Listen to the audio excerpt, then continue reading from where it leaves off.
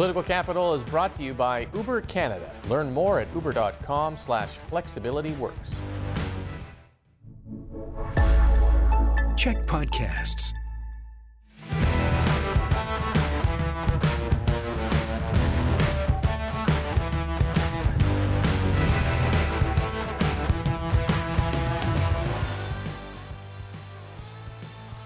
Hey everyone, and welcome to Political Capital, your source for all the latest in BC politics. I'm your host, Rob Shaw, not coming to you from the world headquarters of CHEK News, but we'll get back there soon.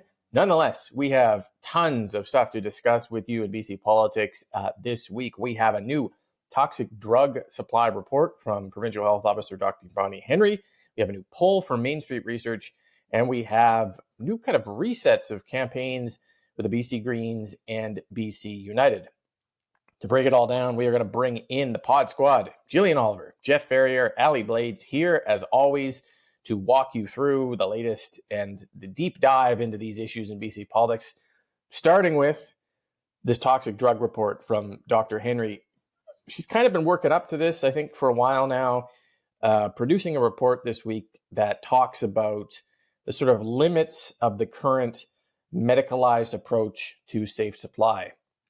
Right now, you require a prescription if you want to get into the safe supply program. She is talking in this report about moving away from that and also moving to a future where we have a kind of regulated government supply of pharmaceutical grade alternatives to the street level cocaine and heroin and meth that might even be sold in government stores or in compassion clubs. Kind of dominated the coverage of this report, became a political football. So let's start right there. Jillian, lots of parties waiting in, lots of discussion about this. What stood out for you in both the report and the reaction politically? Well, I think, on the political side, I think that divergence between, what we're hearing politicians say and what we're hearing the public health officers say is gotten wider in the last year. I think, the reason why we have a public health officer is to provide that, to look at the evidence, to provide evidence-based solutions, and to not think about the politics. And I think it's really good to have that independent voice, especially from someone who has a lot of trust from the public.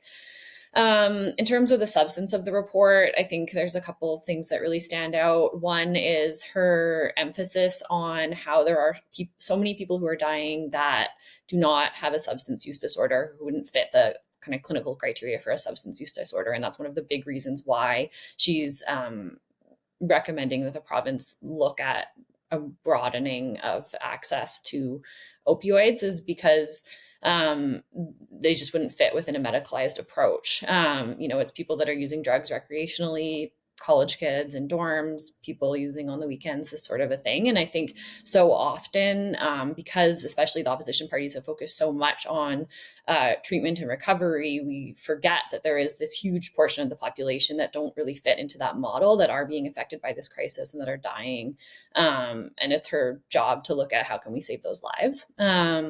And then I think, the other things that stand out is just how much farther we have to go to address the crisis.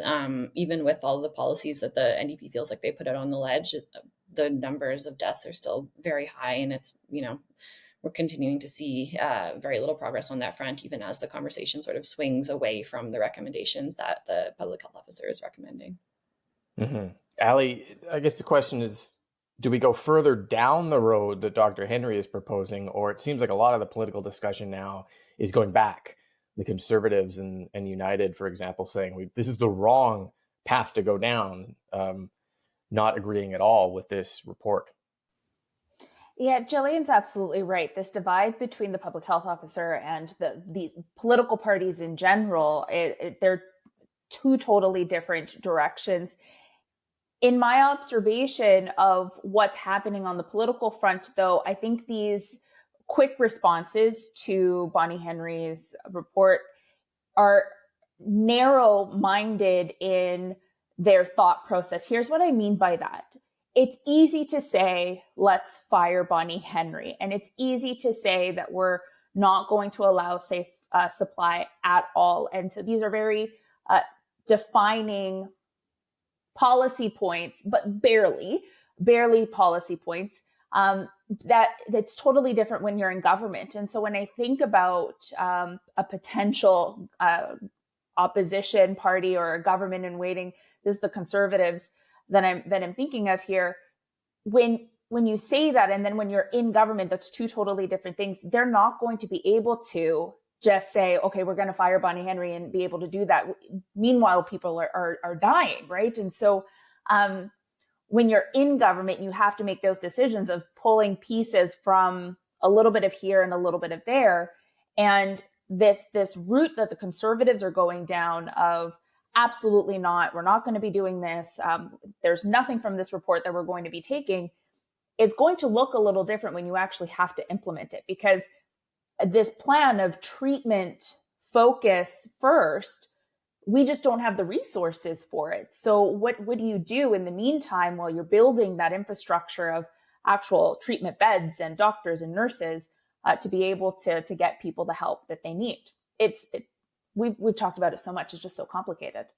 Mm-hmm. And it does lead to the other issue we've talked about, which is involuntary treatment, because that seems to be the other part of the Conservative response to this, is not allowing the safe supply, not allowing Dr. Henry more treatment over here, plus lock people up who can't make decisions for themselves. And that seems to be the two sort of divergent paths we're talking about. Jeff, the reaction and also the fact we're still, a couple months before an election campaign talking about this issue in this way.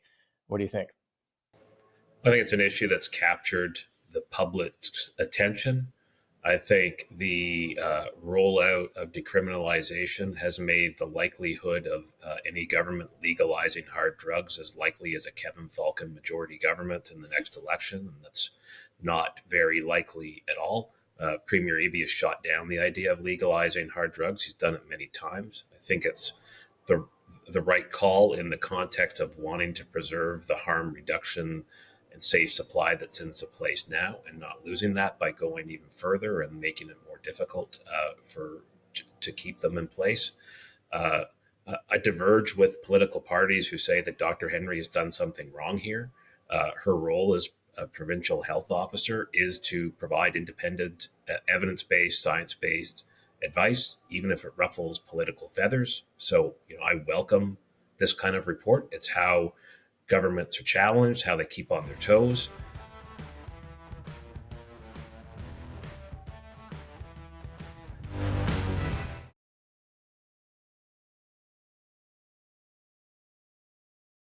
I do want to talk about the calls to fire Dr. Henry from John Rustad and Kevin Falcon. It's an interesting look. Rustad, if folks call him on the things he says about LGBTQ folks and calling them degenerates and groomers, some of his candidates and campaign workers have done that, or denying climate change or spouting COVID-19 hoaxes. It's cancel culture, and free speech is the most important thing. But the moment an independent expert says something they disagree with, they want to cancel them faster than a mistaken order of fresh sliced pizza. What it boils down to me is that we need knowledge, we need information, we need advice, even when it's inconvenient. That's how we have good government, and folks who want to quash it fear knowledge because it challenges some nonsense. And I do want to point out, just as a last point, that opioid overdose deaths in BC have dropped by 13% this year compared to last year. So that's the rate. So it's gone from 46.3 per 100,000 to 40.3 per 100,000. Still way too high, still more work to do, but it's progress. It's progress. And I don't want that lost in the debate of the politics. We seem to be making some progress. But progress, like I guess the question would be progress how? How have we done that? There's no one who's able to look at that number and say, well, X, Y, and Z were successful and A, B, and C weren't, because the number was awful just a few months ago. And so it's harder, I think, for government to gauge where it is succeeding on this file. But just to play devil's advocate, I just want to flip it around, throw it back to you all. If this is the fourth time that Dr. Henry has made these type of recommendations, expanding safe supply, moving towards this regulated, legalized future, And the NDP have said no every time. What is the value in continuing that kind of distance between the government and its chief public health officer? And then also, if you took the idea of government-run hard drug stores out to the public right now, is there anyone who would agree that that is the direction the province should be going? Like, medical research aside, does anyone want that? I guess is the other question that comes from this report. Jeff, I'm going to stick with you, but just keep it short. But like both of those issues, what do you think? I don't think anyone wants it right now. I will point out that Dr. Henry is not the government's chief medical officer. She is the Legislative Assembly's chief health officer. And in that role, she's an advisor to the people of British Columbia. I think she works for the Ministry of Health. I don't think she works for the legislature. Yeah. But well, she provides independent advice to government. She's not beholden to them for her views. And anyone who's got the expertise and the experience and the skills that she has on these issues, who's pushing the envelope and pushing the debate, I think that's a good thing. And I would expect that of any person in her role, whether I agree with them or not. So she deserves to be heard, and her point of view deserves to be heard. It's up to government, though, to decide the politics and the other factors around public safety and balance those. But she's doing her job. Mm-hmm. Allie, what do you think? Both on the idea of, like, if you walked into a coffee shop or met your neighbor in the driveway with the garbage can and said, hey, what do you think about government-run heroin stores? Like, I just have a feeling that wouldn't go anywhere, despite it being, I guess, a medical recommendation. I think the public sentiment is a little exhausted at the moment, not really knowing what is going to work, given that we've tried a couple of things already and nothing seems to get better. In fact, it just seems to get worse. And the local conversation is this business is shutting down because of crime outside and based on people who are using outside of their businesses too. And so, but besides that, I don't think that there's public support for it. But when we talk about Bonnie Henry and the relationship with government, and right now being very politically charged because we are in an election year, we see this unfold in a very dramatic way because we don't yet know what the policy points are going to be for election platforms. But there is still some optimism inside of me that the government is going to potentially work with some of her recommendations and meet somewhere in the middle. They won't be maybe as extreme as what we've seen her say, or even the NDP government say, but they will work in the middle. That is how this is supposed to work, right? Is for the government to hear the recommendations and then to say, okay, this is what, one, we can afford, and two, what we can possibly do without blowing up our trust from voters. Mm-hmm. But it feels like her mandate on the medical side is so narrow that if we look at the decriminalization example, for example, it makes a lot of sense in academia, lands in the real world, and all these groups, that the business owners, the police, the downtown associations that weren't part of the, I guess, development of that, ended up being so upset at it that the government had to back down, that maybe they're not captured in the upfront kind of reviews that we're seeing from Dr. Henry and others on the future of this. I don't know. That's just my kind of observation from how decrim went. Jillian, is there any part of this that is difficult for the public to understand because of how trusted Dr. Henry was during COVID, because of the NDP saying you have to listen to her and trust her on public health issues? Now we have another public health issue and the government's saying, no, don't listen to we're not going to do what she says. Is that narrative part of the confusion here? That's a tough question. I think that it is a huge public benefit to have someone in a position of trust like Dr. Henry that is kind of putting a different focus on the issue and saying, look, this is a really hard problem to solve. And if we're really serious about it, this is how big we need to swing.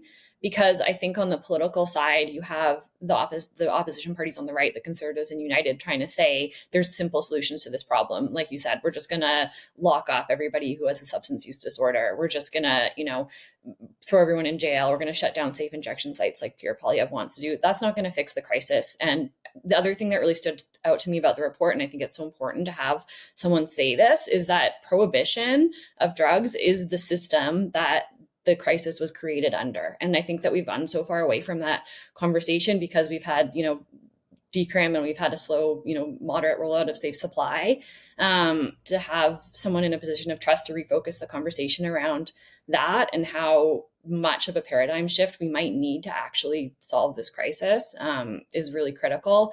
And, right now, politically, it looks like it's not feasible, but the political headwinds can change, and it's not her job to say when that's going to be. But we've seen things shift really quickly on this crisis before. Legalization of cannabis seemed impossible until it wasn't. So I think, she's done the right thing, and it's going to be interesting to see how it goes, especially once we get past this election cycle.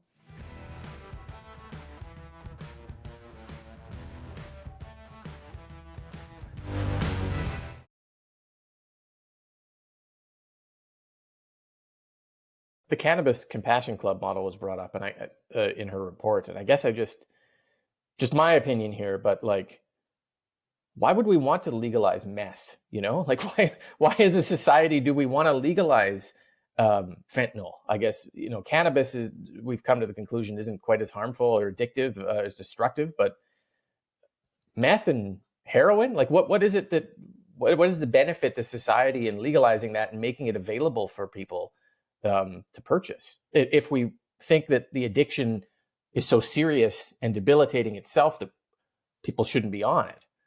Because prohibition of all substances, whether it's alcohol or cannabis, just hasn't worked. And when we had prohibition of alcohol, it was still, very dangerous. It led to a huge proliferation of organized crime.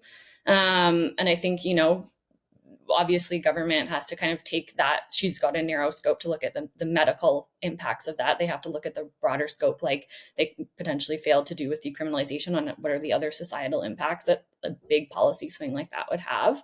But, that's her focus. And I think she's got a mandate to also look at the other medical impacts of substances that are legal, like alcohol. And I think, we've destigmatized alcohol use, but it has a huge negative medical impact. So I think saying, we're going to regulate and have a safe supply of a substance doesn't say we want everybody using these harmful substances. I think we need a bigger conversation about substance use in general, including of alcohol and cannabis, which have, harmful medical impacts. But she's looking at how do we stop those deaths. And I think, there's a lot of people that want that, especially people that have been affected by it personally. Nope, that's very, very well articulated. Good discussion on that. I want to move on, just while we have some time here, to the new Main Street Research poll. Shows a tie of 37% between the NDP and the BC Conservatives, 12% for the BC Greens, and 10% in a distant last place there for BC United amongst decided voters. Probably not worth, we've talked about before, individual polls, but I think those trend lines have become pretty obvious in other polls we've seen. What are we taking away from a tie between the Conservatives and the NDP 2.5 months before an election campaign, Allie? Well, for the Conservatives, this is a really nice post, which they've done to show that they are the choice for voters if they want the NDP out. This is also contributing to another conversation that's happening in conversations of, well, is a vote for BC United now a vote for the NDP because of that split that we're dealing with on the center right? But it also means that this is the big leagues for the Conservatives, and they could potentially lose that momentum at any time, just given all of the things that we've talked about before, where they are still developing their infrastructure. They're still in the process of training their candidates in key discipline for their messaging, and so I would, for me, I'm more of a perspective of it's a little daunting that how do we keep up this momentum leading into the election, especially as things become more public and we really get to know the Conservatives. It does make me think, like typically we would see these kind of tightening results, the tie position maybe closer into the middle of an election campaign. Jeff, like, do the numbers surprise you this far out? And as Allie was saying, does it leave the Conservatives in kind of a position of peaking maybe? It doesn't surprise me at all. We're seeing a close race here. The province has a history of tight elections. Andrew Wilkinson in 2000 notwithstanding, and I expect this will be no different. I think the BC Conservatives need to get ready for the spotlight that's about to go onto them and their leader and their candidates and their plans and their positions, because not just the NDP is going to focus on them, but BC United at 10% is going to be throwing everything in the kitchens, including the kitchen sink, at them to try and claw back some support. So this is going to put them to the test. For me, when I look at the numbers, I think breaking down the challenges for the government and the Conservatives, for the government, for the Premier, I think it's the challenge now is connecting with voters. It's a very different dynamic to answer questions in a press scrum and in question period than it is to directly talk to voters and make an offer to them during an election campaign. Create those emotional connections. Tell that story that you're unwilling to tell usually in press scrums. That, look, I understand where you're at. I understand the pressures you're facing. I know that you're not happy with the progress on some issues, and challenges remain, but we've got your backs, right? And so that's a difficult pivot for a government that has been focused on defending in the face of the dynamics around the legislature and media.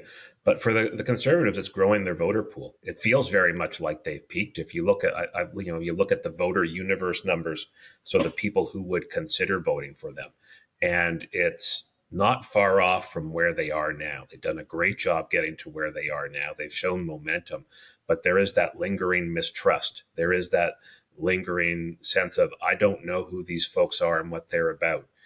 This is all going on in the midst of a U.S. election, where all of those dynamics around polarized elections and extremes on all sides is playing out. And they want to present themselves as mainstream, not extreme. And they're going to have a big challenge with that because the other parties are coming at them all guns a-blazing. All right, we'll leave it there. Lots more discussion in the audio version of the podcast. Make sure you subscribe to that. Thank you to the panel for being here, and we will be back next week with all the latest in BC politics here on Political Capital.